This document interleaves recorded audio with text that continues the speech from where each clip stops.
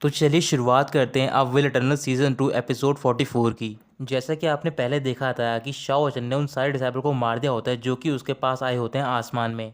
फिर वो नीचे की ओर जाता है और उसे दिखाई देता है कि अभी भी कई सारे डिसाइपल फाइट कर रहे होते हैं। इधर एक साइड में जो लिंची साइड का गोल्डन बर्ड होता है वो स्पिरिट से फाइट कर रहा होता है और आखिर में उसे डिस्ट्रॉय कर देता है। और दूसरी ओर बूहा फाइट कर रहा होता है ग्रीन पपेट से। काफी देर तक फाइट चलने के बाद आखिर में बूहा उसे भी डिस्ट्रॉय कर देता है। तभी आसमान की ओर दो कल्टीवेटर जो कि मिडिल ईस्ट से बिलोंग करते हैं वो आपस में बात कर रहे होते हैं। उनमें से एक कल्टीवेटर कह रहा होता है कि ये जो वॉर है वो थर्ड स्टेज पे पहुंच गया है। इन्होंने माउंटेन गेट को कैप्चर कर लिया और आखिर में ये स्काई रिवर कोर्ट को भी कैप्चर कर लेंगे। मुझे यकीन नहीं हो रहा कि लोअर रीच का रिवर डिफाइंग सेक्ट एक मिडिल रीच के सेक्ट को हरा सकता है। तभी दूसरी कल्टीवेटर कह रही होती है कि तुम कुछ ज़्यादा ही तारीफ कर रहे हो उनकी। आज से कुछ साल पहले अगर स्टारी स्काई दावप्रोटी सेक्ट के एंसेस्टर ने इन पे एक पाम का अटैक नहीं किया होता तो फिर इनकी 70% पावर नहीं जाती। उसी टाइम वहाँ पर एक एंसेस्टर पहुँच जाते हैं और उन दोनों से कह रहे होते हैं कि ये जो मैटर था वो पनिशमेंट का था, पर तुम इसे ऐसे फ्रीली मेंशन नहीं कर सकते हो। अगर अगली बार ऐसा करा तो फिर अगला नंबर तुम्हारे सेक्ट का होगा। ये सुनते ही वो थोड़ा घबरा जाते हैं। दूसरी ओर जिस अपर रीच के डिसेबल के बारे में बात हो रही हो तो जिसका नाम होता है ली युआनतियान। ली युआनतियान स्टारी स्काई डावप्रोटिस सेक्ट से बिलोंग करता है और वो 5 डेवास में से एक कल्टीवेटर होता है। और जो उसके टीचर होते हैं असल में वो टीचर नहीं बल्कि स्काई रिवर कोर्ट के पेट्रियार्क होते हैं जो कि ली युआनतियान का कहना मान रहे होते हैं। ली युआनतियान पेट्रियार्क से कह रहे होते हैं कि अब तुम्हारा टाइम आ गया बाहर निकलने का और अपनी पावर शो करने का। पेट्रिया केव से बाहर निकलते हैं तभी वहां पर डायर बनियन ट्री की कई सारी रूट्स आ जाती हैं। जैसे वो रूट को टच करते हैं तो फिर जितनी भी रूट्स और ब्रांचेस फैली होती हैं स्काई रिवर कोर्ट में वो अपने आप शाइन करना स्टार्ट कर देती हैं। शाओ बचन फॉरेस्ट में डिसाइपल के साथ फाइट कर रहा होता है और अचानक से वहां पर वाइब्रेशन स्टार्ट हो जाती है। अचानक से उन ब्रांचेस और रूट से वायलेट करके कोई चीज गिरती है और वो एक डेड वॉर्म में ट्रांसफॉर्म हो जाती है। वो सारे कई लाखों की क्वांटिटी में होते हैं और जैसे वो डिसाइपल के ऊपर गिरते हैं वो उन्हें खाना स्टार्ट कर देते हैं। फिर वो सारे डेड वॉर्म एक साथ इकट्ठा होकर डिसाइपल पर अटैक कर रहे होते हैं। तभी शाओ वचन सबको वापस जाने के लिए बोलता है। शाओ वचन डिसाइपल की हेल्प कर रहा होता है वहां से निकलने में, लेकिन जो डेथ वॉर्म होते हैं उन्हें घेर लेते हैं। तभी वहां पर स्वांची सेक्ट और ब्लड सिम के पेट्रियार्क पहुंच जाते हैं और वो डेथ वॉर्म को रोक लेते हैं। दूसरी ओर से एक और वेव आ रही होती है डेथ वॉर्म की डिसाइपल्स की ओर। शाओ वचन अपना ट्राइपॉड यूज करता है उन सबको रोकने के लिए, लेकिन वो ट्राइपॉड ज्यादा देर तक उन्हें रोक नहीं पाता है। लेकिन डिसाइपल को इतना टाइम मिल जाता है कि वो वहां से भाग जाएं। उसी टाइम अंकल ली वहां पर आते हैं और वो शाओ वचन को अपने साथ ले जाकर बोल रहे होते हैं कि ये डेथ वॉर्म है एम्पटी रिवर के। स्काई रिवर कोर्ट हमारे गोल्डन कोर के कल्टीवेटर को मारना चाहता है, इसी वजह से उन्होंने इनको रिलीज किया है। ये इतने पावरफुल हैं कि यहाँ तक कि जो हमारे पेट्रियार्क हैं वो भी इन्हें कुछ ही टाइम के लिए रोक सकते हैं। लिंची सेक्ट के पेट्रियार्क अपनी वॉशरूम में होते हैं और वहाँ पर वो किसी को बो कर रहे होते हैं और वो पर्सन होते हैं ग्रेट सेज यानी कि ओल्ड मंकी। जैसा कि मैंने आपको पहले बताया था फ्रिजिड सेक्ट या फिर फ्रिजिड स्कूल के बारे में, ये ओल्ड मंकी उनके मास्टर थे। ओल्ड मंकी पेट्रियार्क के टीचर होते हैं और वो उनसे कह रहे होते हैं कि तुम्हें कुछ भी बोलने की जरूरत नहीं है। इस बैटल के आउटकम का मतलब है कोई भी सरप्राइज। भले हमारी फैमिली पेरिश हो जाए, जो भी तुम्हें करना है वो तुम करो। पेट्रियार्क के सामने एक बहुत ही बड़ी टूम होती है तो फिर वो कह रहे होते हैं कि मैं आपका अनवर्थी डिसाइपल हानजोंग आपसे रिक्वेस्ट करता हूँ टू स्पिरिट पेट्रियार्क कि आप आकर हमारी हेल्प करें और डेथ वॉर्म को ख़त्म कर दें।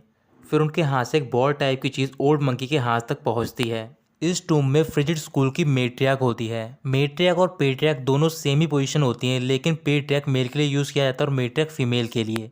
जैसे उस बॉल का ऑरा मेट्रियार्क एब्जॉर्ब करती हैं तभी अचानक से एक बहुत ही बड़ा फ्लावर ब्लूम करता है उस वॉरशिप पे।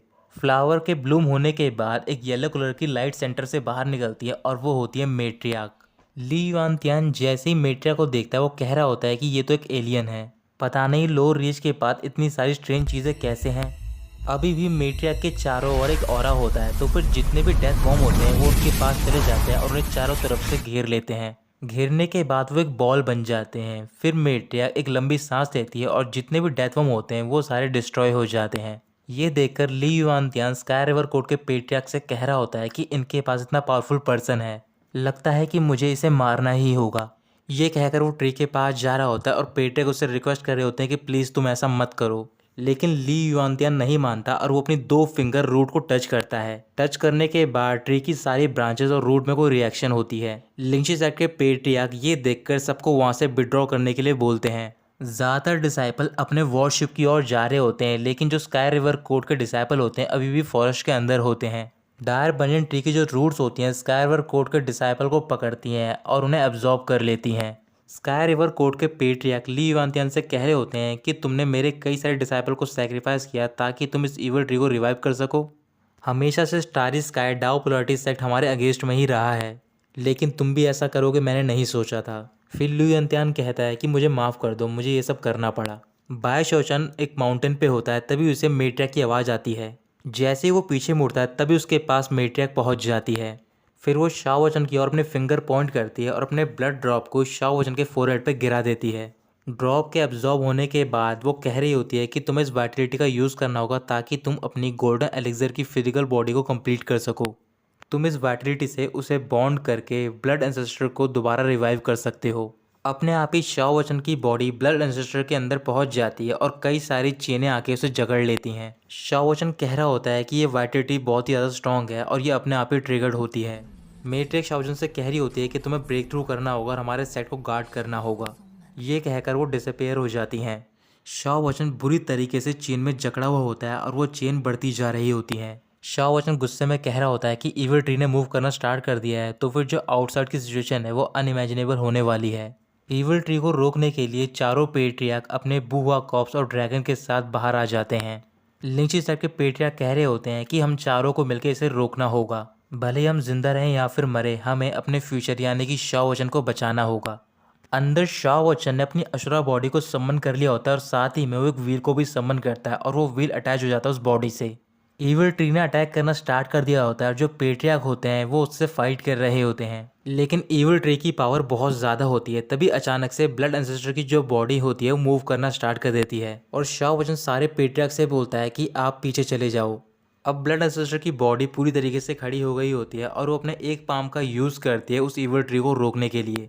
शाओ वचन कह रहा होता है कि अब मैं तुम्हें रियल कॉम्बैट पावर दिखाऊंगा ब्लड एंसेस्टर की। ये कहकर वो दूसरे हाथ के अंदर की ओर ले जाता है और ट्री को पकड़ लेता है। ये देखकर ली युआनतियान बहुत ज़्यादा एक्साइटेड हो जाता है और वो कह रहा होता है कि तुम जल्दी ख़त्म करो इसे। फिर वो अपने साइड में देखता है कि पेट्रियार्क की पावर बहुत ज़्यादा कम हो गई होती है। पेट्रियार्क कह रहे होते हैं कि अब बहुत ज़्यादा हो गया है। फिर वो अपने ट्री की रूट को टच करते हैं और अपने सेक्ट में अपनी लास्ट एडिक्ट दे रहे होते हैं। फिर वो शाओ वचन से कह रहे होते हैं कि हमारा सेक्ट हमेशा के लिए सरेंडर करने के लिए तैयार है। ये सुनकर शाओ वचन ब्लड एंसेस्टर का हाथ पीछे ले लेता है। फिर जो इविल ट्री होता है वो एक ऑरा को रिलीज कर रहा होता है। वो सारा ऑरा इकट्ठा होकर एक चीज में ट्रांसफॉर्म हो रहा होता है। लिंची सेट के पेट्रियार्क ये देखकर शाओ वचन से कह रहे होते हैं कि ये बनियन ट्री की कोर है, इसे पहले तुम्हें मास्टर करना होगा, लेकिन ये तुम्हारे ऊपर है कि तुम इसे एक्सेप्ट करना चाहते हो या फिर नहीं। शाओ वचन कुछ भी नहीं कहता और अपनी आंखें बंद कर लेता है। फिर वो सारे वो सीन इमेजिन कर रहा होता है जो कि उसने वॉर के दौरान देखे होते हैं कि उसके सेट के डिसाइपल कैसे मर रहे होते हैं और कई सारी डेड बॉडीज पड़ी होती हैं उसके सामने। फिर वो ब्लड एंसेस्टर का हाथ उस चीज़ की ओर बढ़ाता है और कह रहा होता है कि अब से ईस्टर्न मेरिडियन के मिडिल रीच की ओर कोई भी स्काई रिवर कोड एग्जिस्ट नहीं करता, बल्कि रिवर डिफाइन सेक्ट एग्जिस्ट करता है। ये सुनने के बाद जो पेट्रियार्क होते हैं स्काई रिवर कोड के, वो डिसअपेयर हो रहे होते हैं धीरे धीरे करके। ली युआनतियान वहाँ से जाना जाता है और वो कह रहा होता है कि आखिर में ये तुम्हारा ट्री एग्जिस्टिंग मार्क रहेगा यहाँ पर। ये कहकर वो चला जाता है और पेट्रियार्क पूरी तरीके से डिसअपेयर हो जाते हैं। रिवर डिफाइंग सेक्ट के डिसाइपल अपने चारों ओर देखकर कह रहे होते हैं कि हम ये वॉर जीत गए हैं। अब से हम मिडल रीच के एक सेक्ट हैं और ये सब हुआ है शाओ वचन की वजह से। अब जो ब्लड एंसेस्टर की बॉडी होती है वो धीरे धीरे रिवर के नीचे चली जाती है। अचानक से मौसम साफ होना स्टार्ट हो जाता है और जहाँ पर स्काई रिवर कोट होता है वहाँ पर एक बहुत ही बड़ा माउंटेन आ जाता है। माउंटेन की एक साइड क्रैक होती है और उस पर लिखा होता है रिवर डिफाइंग सेक्ट। तो दोस्तों यहीं ख़त्म होता है ये पार्ट।